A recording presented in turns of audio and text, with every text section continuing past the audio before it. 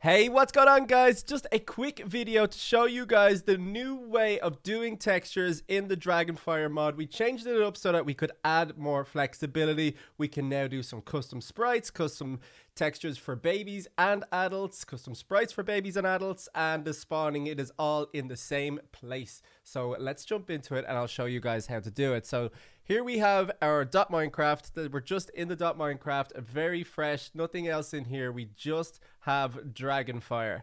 So in config, after you boot up the game once with DragonFire, it will create a dragons folder. Go into this. It used to be in here. It's not anymore. There's no dragons folder in here. It's in config.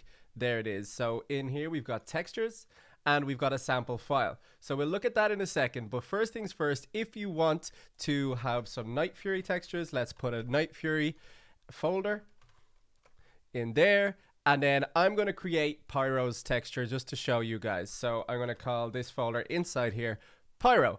And now that I have that, I can put Pyro's texture and sprite in here together.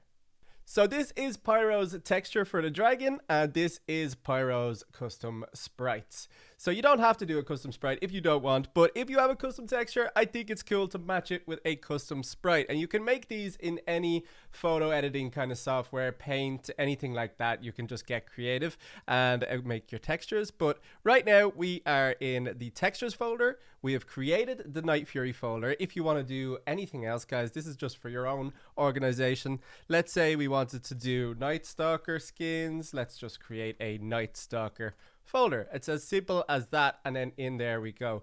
So then we have Pyro, and in here we have Pyro's assets. Okay, so now let's open up this sample. First, I'm going to copy it and paste it, and I'm going to change it to Pyro, so I know what I'm dealing with. And always keep the sample there so you have the framework, the template of what you need. So let's open this up and edit it. I'm going to edit it with Notepad++. There's lots of programs you can edit it with, but this is what we get. So if you guys know how to texture from before, then it's pretty much the same thing, except we have a new file for every dragon. So it makes things a lot more organized. So up here, we've got to call it the Night Fury because that's what it is in the mod. This has to be right with what the dragon is. Then here, it's what shows up in the game. So I'm going to call it Pyro. That's just for us. You can call that whatever you want. And now we've got to do the path to the adult skin. That's right beside the adult inside these quotation marks. So I created a folder. I'll go back over this, but I created a folder called Night Fury. And then inside it, I created a folder called Pyro. And inside that, I have Pyro's texture. So what was it? It was just called Pyro. So let's get back into that. And it's called Pyro. So that is the path to the texture. Inside the Night Fury folder, as you can see up here, then inside the Pyro folder, and then it's called Pyro. So the child will be the same as the adult on default, unless you wanted to set it differently. So I'm just gonna copy and paste this anyway, so that it is the same for a baby dragon. And now we have this. This is new. Adult sprite, child sprite. So it's the same thing, except we're linking to the sprites. So we have a Pyro _ sprite. So that's what this one is. There we go. And let's just do the same here. And now you can set its rarity, how often it will spawn. Legendary is obviously a lot lower than common, and whether it will spawn naturally or not. So I do not want Pyro to be spawning in the sky while I'm running around. So I'm going to change that to false. So we have the dragon, which is a Night Fury. We have the name that we'll see in game, which is Pyro.